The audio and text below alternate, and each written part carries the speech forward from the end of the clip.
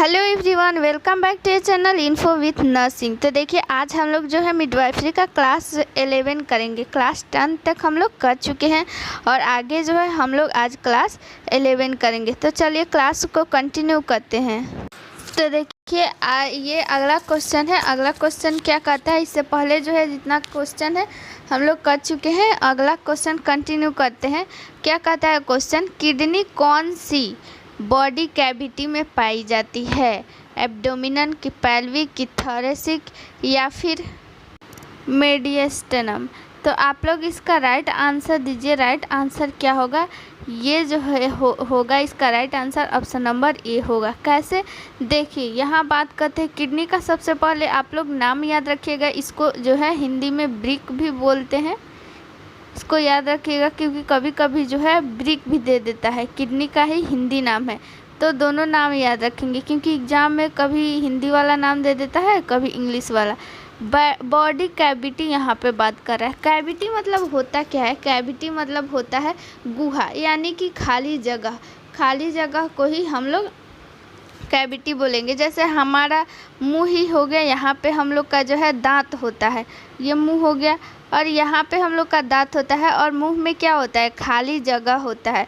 तो हम लोग का भी माउथ है, क्या है? कैविटी है। इस कैविटी में, माउथ कैविटी में क्या रहता है? जीभ रहता है, जिससे हम लोग का टेस्ट का पता चलता है। वैसे ही पूछ रहा है कि किडनी जो है जहाँ रहता है उस कैविटी का क्या नाम है। जैसे जहाँ पे जीभ है उसको हम लोग ओरल कैविटी बोलेंगे, लेकिन किडनी जहाँ पे है उसको वो कैविटी कौन सा कैविटी बोलेगा? तो चलिए आप लोग को जो है आप लोग को फिगर के माध्यम से दिखाते हैं और सारा कैविटी दिखाते हैं। तो देखिए, ये रहा पेट की गुहा, यानी एब्डोमिनल कैविटी इसको इंग्लिश में बोलते हैं। तो यहाँ पे कुछ इसका लोकेशन रहता है किडनी का। तो ये क्या हो गया, यहाँ पर इतना जो है, इतना यहाँ पे आप लोग को दिख रहा है, ये सारा इतना जो है ये पेट की गुहा यानी एब्डोमिनल कैविटी है। और इतना आप लोग देखिए, ये इतना भाग जो है वो थोरेसिक कैविटी हो गया, यानी वैक्षिक गुहा हो गया। ठीक है, और इसमें जो है आप लोग देखिए वेंट्रल कैविटी लिखा दिया हुआ है। तो ये सब भी हम लोग याद रखेंगे, क्वेश्चन में पूछ देता है। और यहाँ की कौन सा जो है ऑर्गन है किस कैविटी में रहेगा। तो यहाँ पे कपाल जो है गुहा हो गया। क्रेनियल कैविटी इसको इंग्लिश में बोलेंगे, यहाँ पे ओरल कैविटी रहेगा।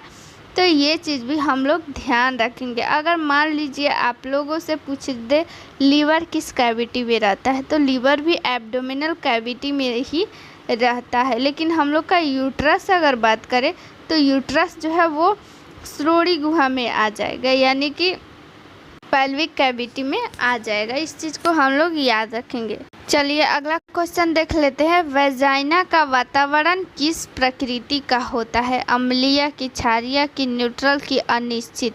आप लोग इसका आंसर बताइए कि वेजाइना का जो प्रकृति होता है वो उसका प्रकृति क्या है। तो इसके लिए आप लोग को जो है इसका जो है पीएच मान याद रहना चाहिए कि पीएच मान इसका कितना होता है, तभी तो आप लोग बता पाइएगा कि वो अम्लीय है या फिर क्षारीय।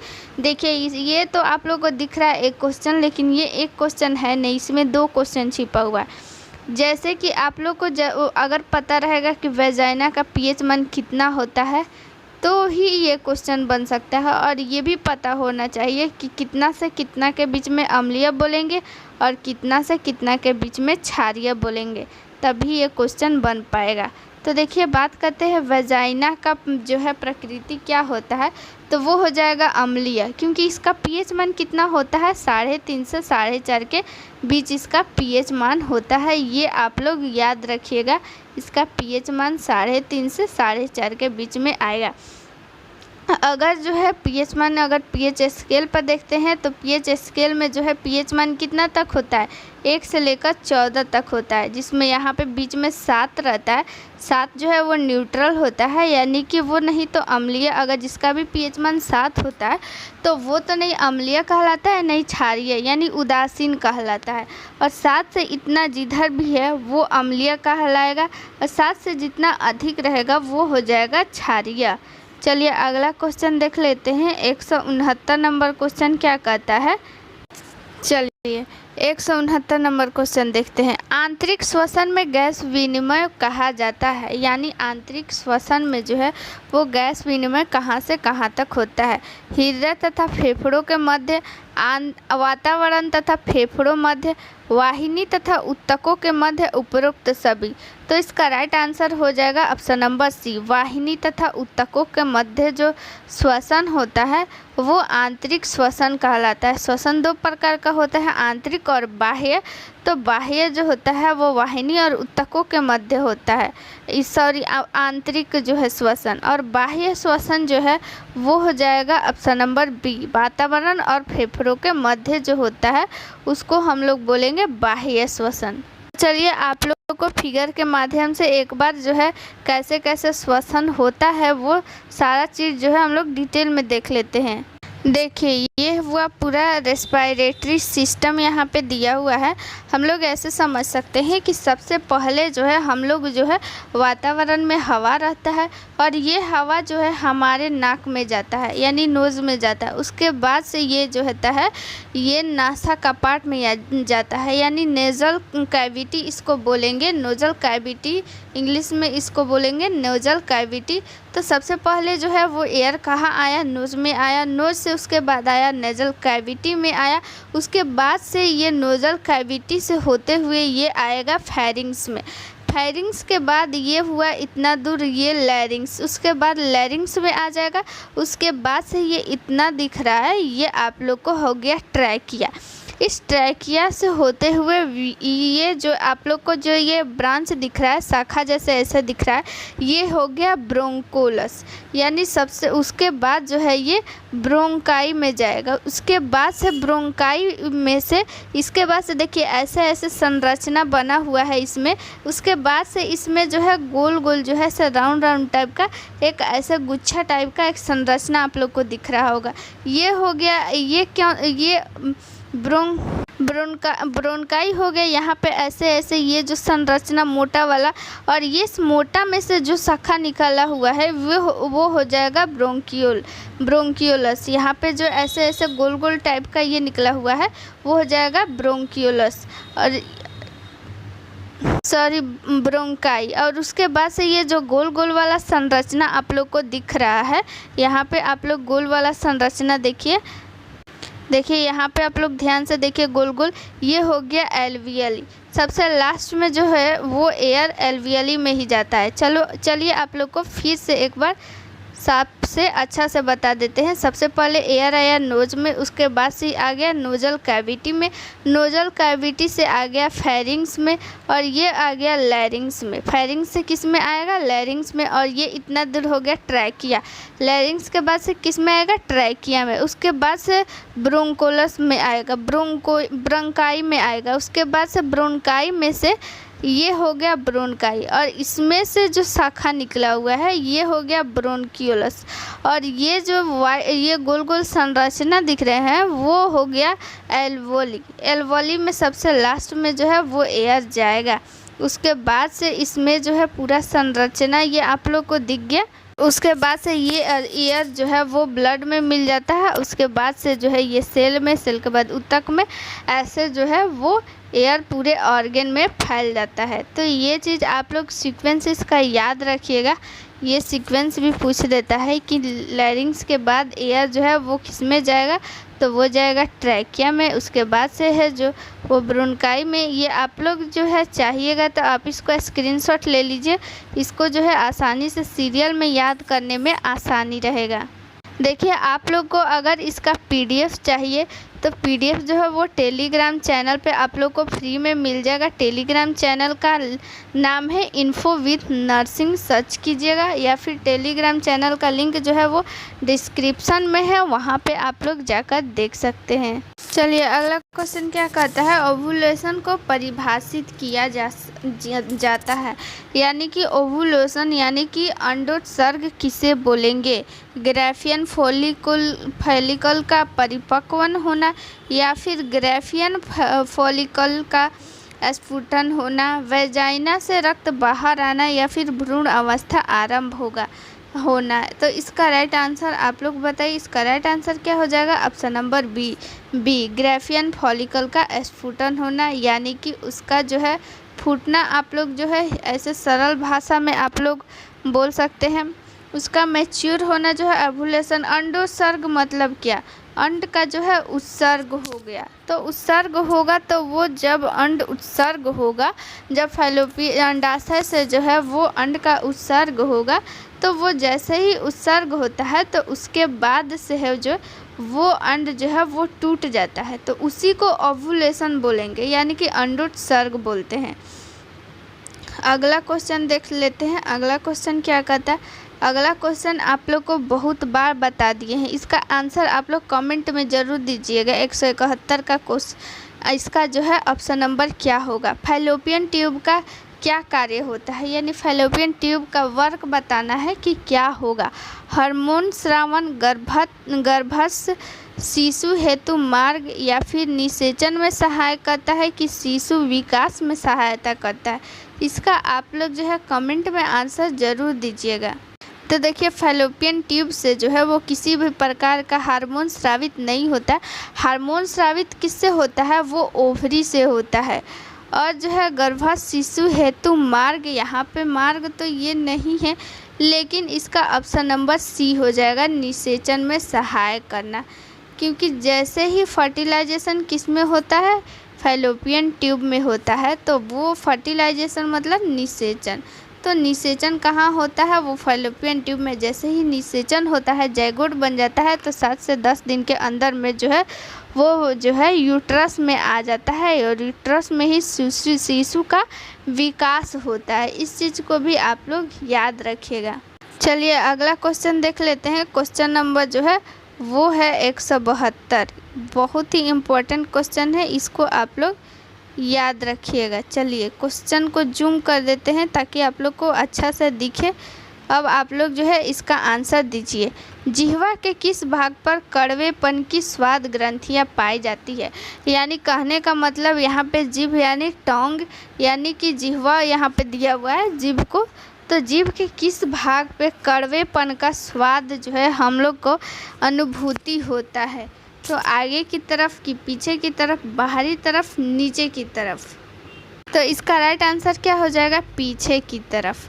पीछे की तरफ से हम लोग जो है वो कड़वेपन का स्वाद जो है वो हम लोग का पीछे वाला जीभ ही बताता है।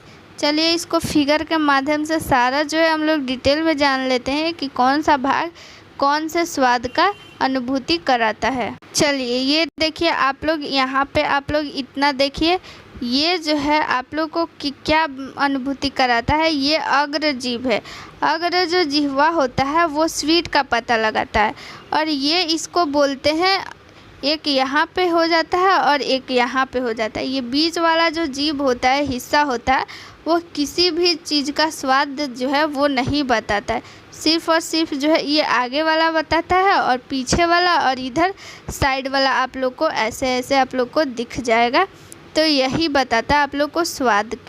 तो देखिए ये जो हो जाएगा, इसको हम लोग बोलेंगे जो साल्ट यानी नमकीन का जो हम लोग को टेस्ट कराता है, उसको बोलेंगे हम लोग अग्र जीभ। अग्र जो है अग्र पार्श्व, अग्र जो है पार्श्व इसका नाम है। और ये जो आप लोग को एक दिख रहा है ये वाला, ये जो हो जाएगा वो पश्च पार्श्व जीभ हो जाएगा। ये अग्र पार्श्व जीभ और ये पश्चिम पार्श्व जीभ, क्योंकि पीछे है तो इसलिए इसको पार्श्व। हाँ, पार्श्व क्यों बोल रहे हैं? क्योंकि ये जो है साइड में जो है, यानी साइड में जो है उसको पार्श्व बोलते हैं, तो ये साइड में है इसलिए। और ये इतना भाग जो है आगे है तो ये अग्र पार्श्व हो गया, और ये पीछे है तो पश्च पार्श्व। तो इस चीज़ को हम लोग याद रखेंगे कि अग्र जो है अग्र पार्श्व होता है वो साल्ट यानी नमकीन का जो है हम लोग का पता लगाता है, और जो है ये पश्च पार्श्व जो है वो खट्टा चीज़ का, और ये पीछे वाला जो जीभ है इससे हम लोग का कड़वापन या फिर जो भी तीखा चीज़ होता है वो पीछे वाला जीभ हम लोग को अनुभूति कराता है कि वो जो है चीज़ खट्टा है, और बीच वाला जीभ से किसी भी चीज़ का टेस्ट का पता नहीं चलता है। चलिए अगला क्वेश्चन देख लेते हैं। होठों को कौन सी मांसपेशी द्वारा बंद किया जाता है? यानी कि जब हम लोग मुंह बंद कर देते हैं तो ये होठ जो है आपस में भी चिपक जाते हैं। तो वो कौन सा मांसपेशी है जो बंद करता है हमारी मुंह को? और भी कुलरी, और फिर बसिनेटर है, और ट्रेपिनेजस है, और फिर सॉस है। तो इसका आप लोग राइट आंसर बताइए। इसका राइट आंसर हो जाएगा ऑर्बिकुलरिस। ये मांसपेशियाँ जो है ऑर्बिकुलरिस, यही मांसपेशियाँ जो हमारे मुंह को बंद करने का काम करती है। आप लोग का जो मुंह बंद करने वाली मांसपेशियाँ होती है उसकी आप लोग लोकेशन देख लीजिए। ये जो होता है ये इतना, यही होता है ऑर्बिकुलरिस मांसपेशी यानी मसल्स। यही जो है हम लोग को मुंह बंद करने में सहायता करता है। तो आप लोग इस लोकेशन को भी याद रखिएगा। चलिए अगला क्वेश्चन देख लेते हैं। पैरों के पिंडली वाले भाग में कौन सी मांसपेशियाँ पाई जाती है? यानी कि पैर की जो पिंडली होती है, पिंडली को हम लोग ऐसे, आप लोग जो है ये हो गया घुटना और ये हो गया ऐसे पैर, और इस घुटना और पैर का जो ये मांसपेशी होता है, जो मांसल भाग होता है, आप लोग को फिगर के माध्यम से भी बता देंगे। तब तक के लिए यही समझिए कि वही पिंडली होता है। तो वो पिंडली में कौन सी मांसपेशियाँ पाई जाती है वही पूछ रहा है।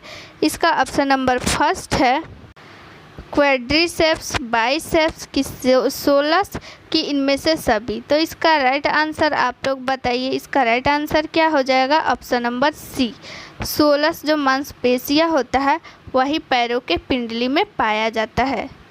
देखिए यहाँ पे आप लोग देख सकते हैं, यहाँ पे जो आप लोग को दिख रहा है फिगर में, जूम कर देते हैं, सोलियस मांसपेशी। ये जो आप लोग को ये मांसपेशी, ये मांसल भाग दिख रहा है, यहाँ पे इसको आप लोग पीछे से देखिए। यही मांसपेशियाँ जो है, इसमें 3 तरह की मांसपेशियाँ पाई जाती है, गैस्ट्रोनेमिस और सोलियस और गैस्ट्रोनेमिस यहाँ पे भी दे रहा है।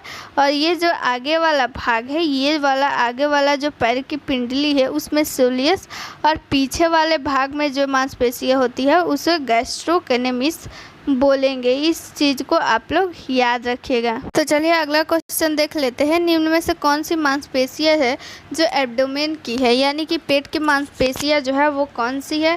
रेक्टस एब्डोमिनस की, ट्रैपेजिनस,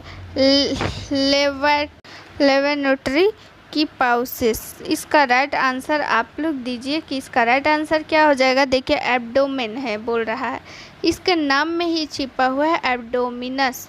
तो इससे हम लोग याद रखेंगे इसके नाम से ही कि पेट में जो मांसपेशियाँ होती है वो कौन सी मांसपेशियाँ होती है? Rectus abdominis. ये मांसपेशियाँ पेट में पाई जाती है। कौन सी? रेक्टस एब्डोमिनस जो है मांसपेशी, वो जो है पेट में पाया जाता है। तो आप लोग को ये वीडियो कैसे लगी आप लोग कमेंट में ज़रूर बताइए। मिलते हैं नेक्स्ट वीडियो में। Thank you.